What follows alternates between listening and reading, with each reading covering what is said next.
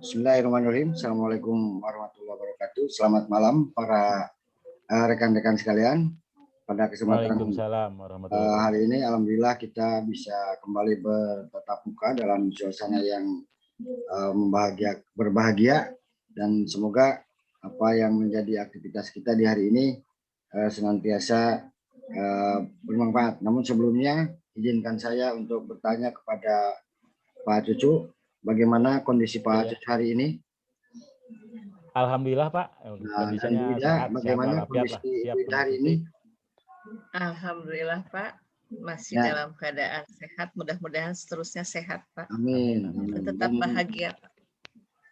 Kenapa hal itu saya kedepankan? Barangkali ini mengawali dari asesmen diagnostik. Di sini asesmen diagnostik ada dua hal yang dikedepankan, yaitu asesmen non kognitif dan asesmen kognitif. Ini penting karena untuk mengetahui kondisi siswa dalam rangka menuju merdeka belajar, sekaligus untuk mengetahui minat belajar siswa. Jadi sebelum melakukan langkah selanjutnya, langkah baiknya menurut hemat saya adalah kita mencoba untuk mengetahui kondisi psikologis dan sosial emosi siswa. Kemudian kita juga penting untuk mengetahui aktivitas kondisi siswa selama belajar di rumah. Selain itu juga kita perlu juga mengetahui kondisi keluarga siswa, di mana siswa itu tinggal. Apalagi dalam kondisi pandemi seperti saat ini, kita juga patut dan wajar apabila mengetahui kondisi siswa perihal masalah kesehatannya. Dan selain itu juga kita wajib juga mengetahui latar belakang pergaulan siswa di tempatnya masing-masing. Dan selanjutnya yang paling penting kita untuk mengetahui gaya belajar siswa, apakah mempunyai gaya visual, auditori, atau kinestetik. Nah, ini untuk menentukan nanti arah untuk pelayanan maksimal kepada siswa. Selain itu juga kita wajib untuk mengetahui pertanyaan dengan berbagai cara tentang karakter serta minat siswa. Nah, itu yang berkaitan dengan tujuan asesmen diagnostik non kognitif untuk mengetahui kondisi siswa dalam rangka menentukan langkah selanjutnya, sehingga mereka mempunyai kemampuan yang sesuai dengan harapan mereka dalam rangka mengembangkan kemampuannya, sehingga merdeka belajar bisa terwujud, yang dalam hal ini dalam upaya mewujudkan profil pelajar Pancasila. Dan mungkin nanti akan dibahas oleh rekan lainnya mengenai asesmen diagnostik kognitif.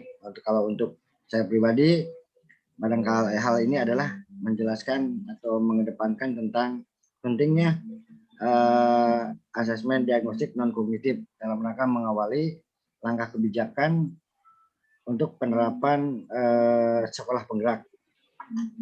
Nah, itu barangkali Bapak serta Ibu yang saya hormati, sekali lagi penting asesmen non kognitif ini dilakukan terutama dalam menjelang tahun ajaran baru.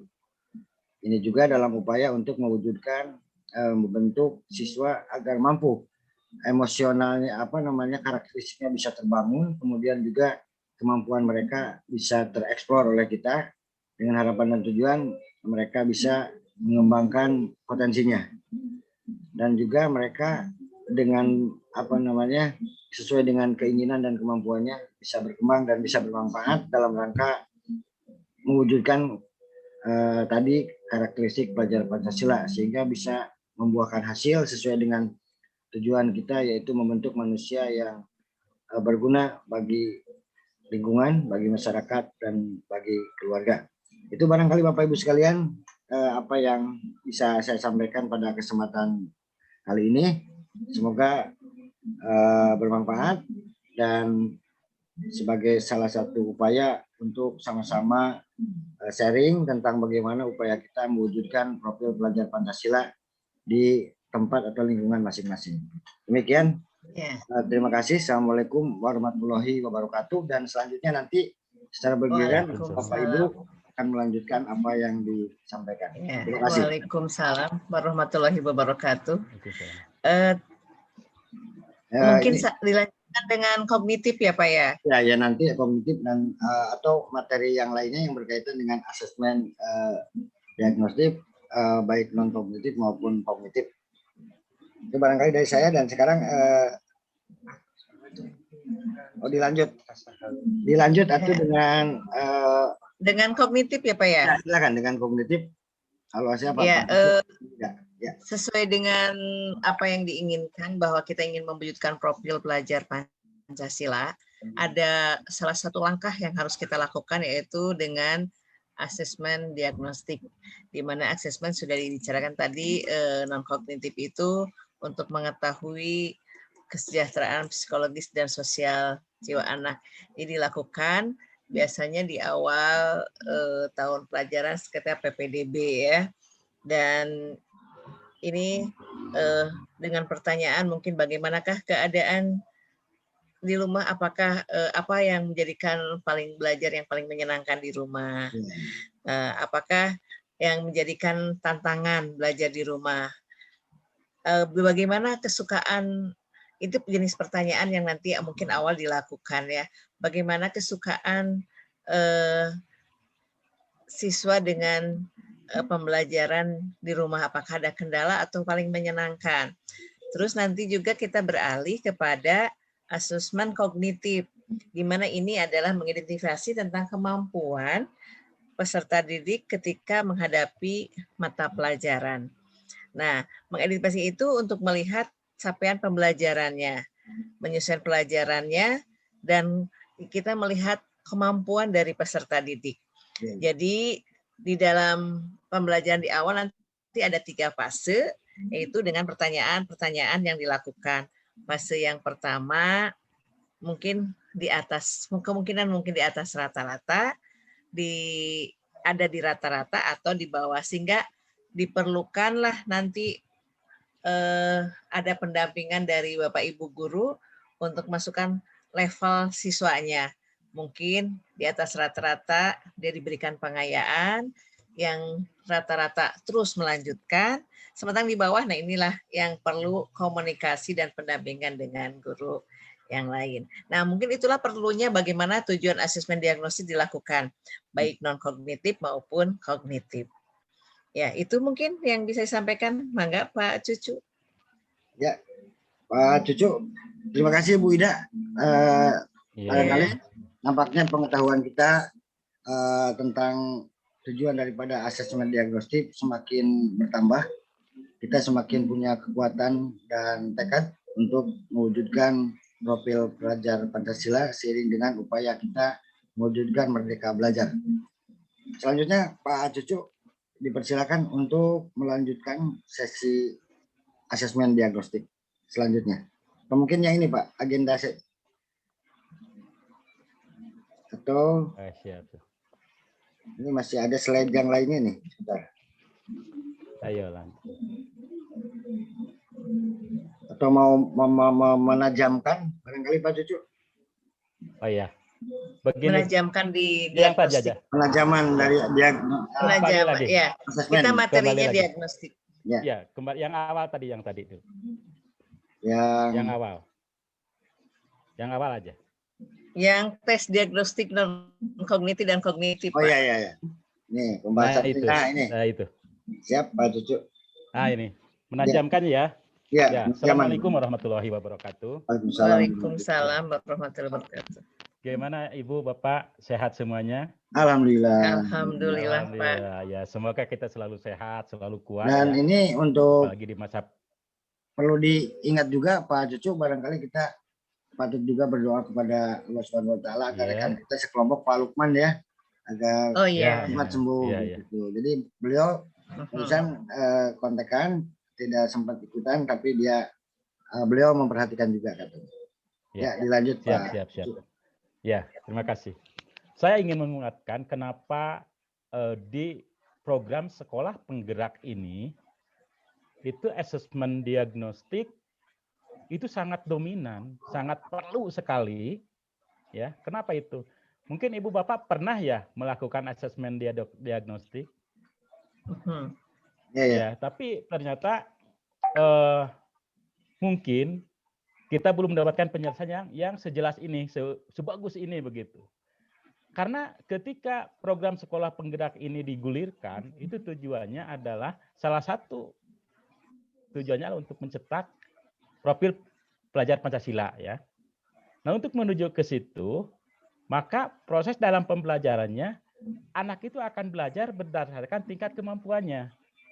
Oleh karena itu, asesmen diagnostik ini sangat penting untuk mendiagnosa kemampuan awal siswa, mengetahui kondisi awal siswa. Yaitu kita dengan asesmen diagnostik. Dan ini jelas, tadi sudah dijelaskan bahwa asesmen diagnostik ini dibagi dua, ada yang non-kognitif dan juga ada yang kognitif. Nah ini asesmen diagnostik ini harus benar-benar bisa mencerminkan karakteristik setiap peserta didik dengan akurat. Oleh karena itu, kuncinya di mana? Kuncinya adalah nanti di instrumen yang akan kita buat. Supaya instrumennya harus jelas, terukur, dan bisa mewakili kondisi siswa. Jadi instrumen itu sangat penting. Supaya kita mendapatkan kondisi dengan diagnosis kita, kondisi peserta didik itu benar-benar akurat. Sehingga pembelajaran yang kita lakukan nanti itu setiap anak diharapkan kan bisa mencapai kompetensi yang diberikan oleh kita. Meminimalisir kesenjangan dalam pembelajaran. Jadi sangat penting sekali. Mungkin itu sebagai penguatan yang bisa saya sampaikan tentang kenapa asesmen diagnostik ini sangat perlu ketika kita menggunakan untuk sekolah penggerak ini. Demikian yang bisa saya sampaikan. Assalamualaikum warahmatullahi wabarakatuh. Mudah-mudahan ya Pak Cucu, Pak Ridwan, berarti kalau mudah-mudahan dengan adanya awal kita melakukan asesmen diagnostis, mungkin bisa melihat keadaan siswa dan bisa ada satu pelayanan yang lebih baik ya, untuk mencapai satu tujuan. Betul. Seperti itu.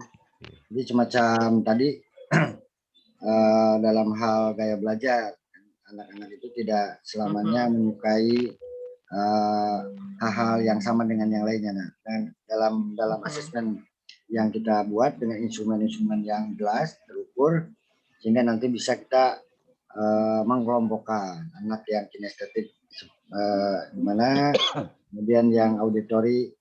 Nanti kita bisa menentukan arah kebijakan dalam pembelajaran, dan itu juga bisa dikomunikasikan dengan semua guru, dan arah pendidikan kepada siswa akan lebih jelas barangkali. Sehingga betul. Ya, di antaranya itu. Nah itu Bapak Ibu sekalian, barangkali untuk IHT pada kesempatan malam hari ini dalam sesi tujuan asesmen diagnostik kita akhiri, barangkali dengan harapan dan tujuan semoga Bapak Ibu semua sehat walafiat, dan juga rekan kita sekelompok yang sedang dalam keadaan sakit semoga diberi kesabaran dan segera diangkat penyakitnya sembuh seperti sedia kala. Terima kasih Bapak serta Ibu atas segala perhatiannya, dan tentunya kita memohon maaf atas segala kekurangan, tapi kita berharap semoga aktivitas kita di saat ini senantiasa bermanfaat sebagai upaya daripada Hoirunas Anfa'umlinas ya Pak ya, dalam rangka mudah-mudahan kita masuk ke dalam kategori manusia yang bermanfaat untuk lingkungan kita, untuk semuanya saja. Terima kasih. Barangkali atau mau ada yang disampaikan lagi Pak, barangkali sebelum ditutup. Cukuplah mungkin Pak Ridwan. Terima kasih. Ya, nanti kita coba Pak. Ya, kita nanti ya. Stop record. Ini udah aja dulu. Bapak Ibu sekalian, mudah-mudahan nanti kita